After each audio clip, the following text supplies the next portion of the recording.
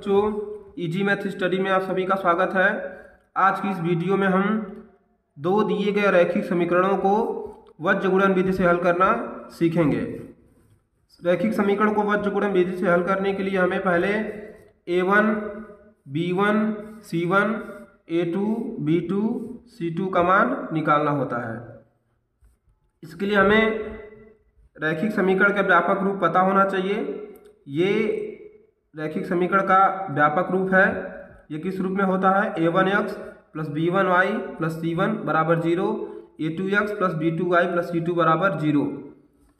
ये जो समीकरण हमें यहाँ पे दिया गया है 3x प्लस 4y बराबर 10 और 2x माइनस 2y बराबर 2, इसमें ये क्या है? a1x, तो ये इसका क्या है? a1 है। a1 का मान यहाँ कितना है? 3 है। b1 कितना है? यहाँ पे 4 है। और ये जो c1 है वो बराबर के उधर है। c1 क्या होता है? बराबर के इधर होता है। तो पहले हम क्या करेंगे? इस 10 को क्या करेंगे? पहले इधर भेज देंगे। इस 2 को पहले क्या करेंगे? इधर भेज देंगे, क्योंकि c1 और c2 क्या होते हैं? बराबर के इधर होते हैं। तो पहले हम क्या करेंगे? इसको इधर भेज देंगे। तो ये हो जाएगा 3x प्लस 4y। 10 को इधर भेज दिए तो ये हो गया -10, तो उधर 0 हो जाएगा। ऐसे ही 2 को इधर भेज दिया गया तो ये क्या हो जाएगा? 2x माइनस 2y, और 2 को इधर भेज दिया गया तो क्या हो गया? -2। अब रैखिक समीकरण के से तुलना करके इसका a1 b1 c1 a2 b2 c2 का मान निकाल लिया जाए। तो यहाँ पे 3x है, यहाँ a1x, यानी a1 का मान कितना है? यहाँ पे 3 है। तो a1 बराबर कितना हो जाएगा? यहाँ 3। b1 बराबर क्या हो जाएगा? यहाँ पे b1y है, यहाँ क्या है? 4y, यानी b1 की जगह कितना है? 4। c1 कितना यहाँ पे? -10।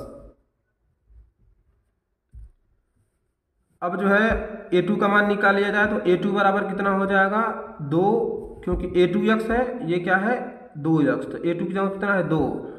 ऐसे फिर यहाँ पे b2y, तो b2 का मान कितना हो जाएगा? -2। हमें मान हमेशा चिन्ह सहित लिखना है। ऐसे यहाँ पे c2 कितना हो जाएगा? -2। अब हमें वज्र गुणन विधि का फार्मूला लिखना है, याद होना चाहिए। इसको देखिए कैसे याद किया जाता है। पहले आपको क्या करना है? x के नीचे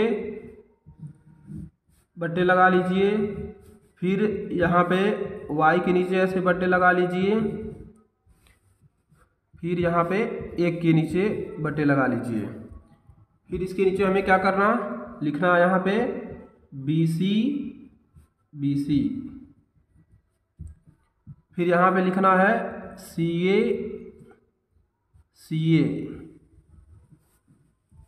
फिर हमें यहाँ लिखना है AB। ये फार्मूला याद करने का तरीका है।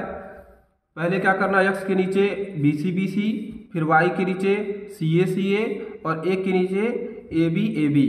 उसके बाद से क्या करना है? सब में हमें 12, 21 लगा देना है। तो यहाँ पे 12 लगा दिया गया, ये 12 लिख दिए यहाँ पे, फिर यहाँ पे 21 लिख देना है, फिर यहाँ पे 12 लिख देना है, यहाँ पे 21, फिर यहाँ पे 12 और यहाँ पे 21। उसके बाद से बीच में क्या करना है? यहाँ पे माइनस का चिन्ह लगा देना है। ये फार्मूला लिखने का तरीका है। तो कैसे फार्मूला हम पहले लिखेंगे? x के नीचे पहले क्या लिखेंगे? यहाँ पे BC, फिर y के नीचे CA, फिर 1 के नीचे AB।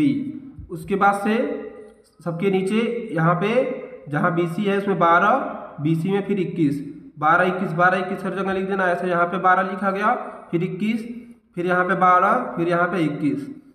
अब हमें यहाँ पे इस फार्मूले में a1 b1 c1 a2 b2 c2 का क्या करना है? मान रखना है। तो मान रखते हैं यहाँ पे। तो ये कितना हो जाएगा? ये हो जाएगा x बटे b1 c2। तो यहाँ पे b1 का मान कितना है? 4 है। तो b1 का मान यहाँ पे 4 रख दिया जाए, 4 ये गुणे c2। तो c2 का मान यहाँ कितना है? c2 का मान है यहाँ पे -2, तो यहाँ रख दिया जाएगा -2। फिर माइनस b2 c1, तो b2 का मान यहाँ कितना है? b2 का मान है -2, गुणे C1। C1 का मान कितना है यहाँ पे -10। इस चीज़ का आपको ध्यान देना है कि जो भी मान अगर माइनस में होंगे तो उसको हम क्या करेंगे, कोष्ठक में रखेंगे। जैसे B2 का मान यहाँ पे माइनस में था तो B2 का मान हम क्या रखे हैं, कोष्ठक में रख दिए हैं। B2 का मान -2 तो -2 को कोष्ठक में। ऐसे ही C1 का मान कितना यहाँ पे -10 तो इसको भी क्या किया गया, कोष्ठक में रख दिया गया। फिर यहाँ पे ये बराबर का चिन्ह लगा लेंगे। फिर y बटे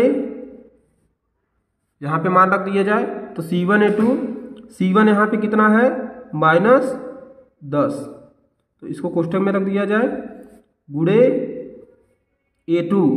तो A2 का मान यहाँ पे कितना है 2 माइनस C2 तो C2 का मान यहाँ कितना है -2 गुणे A1 तो A1 का मान कितना यहाँ 3 है। फिर बराबर ये वाला बराबर लगा लिया गया। फिर 1 बटे A1 तो A1 का मान यहाँ कितना है 3 है गुणे B2। B2 का मान कितना यहाँ पे -2 है। फिर माइनस ये वाला लगा लिया गया A2B1। A2 का मान यहाँ पे 2 है और गुणे B1 तो B1 का मान कितना है यहाँ पे 4 है। ये हो जाएगा x बटे इन सबका नीचे का गुणा करा लिया जाए तो 4 का -2 में गुणा कराएंगे तो ये कितना हो जाएगा -8, क्योंकि इसके सामने प्लस है इसके सामने माइनस है। प्लस माइनस मतलब हम गुणा कराते हैं तो माइनस होता है और 4 दूनी कितना हुआ 8 हुआ। फिर माइनस ये वाला माइनस लगा लिया गया। इसका गुणा करा के इसको कोष्ठक में लिख लिया जाए तो 2 का 10 में गुणा कराएंगे तो 20 हो जाएगा और माइनस माइनस का गुणा होता है तो प्लस होता है तो 10 दूनी 20 और वो भी किस में हुआ, ये प्लस में हुआ। क्यों, क्योंकि माइनस माइनस का गुणा हुआ तो क्या हो गया, ये प्लस हो गया। फिर यहाँ पे बराबर y बटे ये गुणा करा दिया जाए यहाँ पे तो 10 दूनी 20 ये हो जाएगा तो माइनस में होगा तो इसको भी कोष्ठक में लिख लिया जाए तो 10 दूनी 20 तो ये हो जाएगा -20।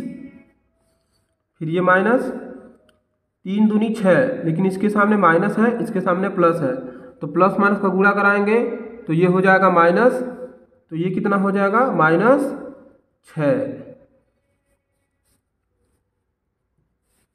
1 बटे ये वाला बराबर लगाया गया। फिर 1 बटे 3 का 2 में गुणा कराएंगे तो ये हो जाएगा -6 और फिर -2 का 4 में कराएंगे तो ये हो जाएगा 8। ये माइनस में नहीं आया इसलिए कोष्ठक में नहीं लिखा गया है। कोष्ठक में लिख देने पे भी कोई फर्क नहीं पड़ता उससे, क्योंकि ये प्लस में आया है इसको इसलिए इसको वैसे ही लिख दिया गया है। यहाँ पे हो जाएगा x बटे ये -8, यहाँ पे प्लस चिन्ह है तो इस प्लस का माइनस में गुणा कराएंगे तो ये कितना हो जाएगा -20। यहाँ पे कैसे प्लस चिन्ह है, अभी हमने यहाँ जब -10 और -2 का गुणा कराया था तो 10 दूनी 20 तो ये माइनस माइनस प्लस हुआ था तो इसलिए क्या हुआ, ये +20 हुआ तो प्लस माइनस का गुणा हुआ तो ये कितना हो गया -20 हो गया। फिर यहाँ पे बराबर y बटे ये कितना हो जाएगा, ये तो -20 वैसे ही रहेगा। ये माइनस माइनस का गुणा कराएंगे तो ये हो जाएगा +6। फिर यहाँ पे ये बराबर चिन्ह लगा लिया गया 1 बटे ये -6 और इसके सामने यहाँ पे प्लस चिन्ह है क्योंकि 4 दूनी 8 ये प्लस में हुआ था तो प्लस माइनस का गुणा होगा तो ये कितना हो जाएगा -8 हो जाएगा। अब यहाँ पे x बटे अब ये दोनों माइनस में है तो यहाँ पे जब दोनों माइनस में है तो ये क्या होंगे, जुड़ जाएंगे तो -8 -20 कितना हो जाएगा, ये -28। दोनों माइनस में इसलिए जुड़े हैं, पिछली वीडियो में हमने बताया है कि माइनस माइनस अगर दोनों होते हैं तो वो जुड़ते हैं लेकिन क्या होता है, ये माइनस में ही लिखा जाता है। जुड़ते हैं लेकिन माइनस में लिखा जाएगा। फिर यहाँ पे y बटे यहाँ पे एक प्लस में है एक माइनस में है तो बड़े में से छोटा हम क्या करेंगे, पहले घटा देंगे तो 20 में से 6 घटाएंगे तो 14 बच जाएगा यहाँ पे और दोनों में जो बड़ा है उसके सामने का चिन्ह लगा देंगे। एक प्लस एक माइनस में होने पर यही करते हैं हम, बड़े में से छोटे को पहले घटा देते हैं। तो 20 में से 6 को घटाया तो 14 बचा, और दोनों में जो बड़ा है उसके सामने का चिन्ह लगा दिया जाता है। फिर बराबर 1/, ये भी दोनों माइनस में है तो -8 ये भी है, -6 ये भी है, दोनों माइनस माइनस में है तो ये भी जुड़ेंगे। ये हो जाएगा कितना, -14। जैसे यहाँ पे हुआ है -8 -20 तो -28, ऐसे यहाँ -6 -8 तो -14 हो गया। अब क्या करना हमें यहाँ पे, अब जो है इसको इसके बराबर दिखा देना है। तो जब इसको इसके बराबर दिखाएंगे हम तो x/-28 यहाँ ये लिख दिया जाए, जब लिख दिया जाए। हमें किसी भी सवाल में जब यहाँ तक जब नीचे का सब हल हो जाएगा तो इसके बराबर पहले इसको दिखाना है, फिर इसके बराबर इसको दिखा देना है। तो इसके बराबर जब इसको दिखाएंगे तो x/-28 बराबर इसको लिख दिया जाए 1/-14। ऐसे ही फिर इसके बराबर इसको दिखा देना है। तो फिर यहाँ लिखेंगे जब, फिर इसके बराबर इसको दिखा दिया जाए तो y/-14 बराबर ये कितना हो जाएगा, 1/-14।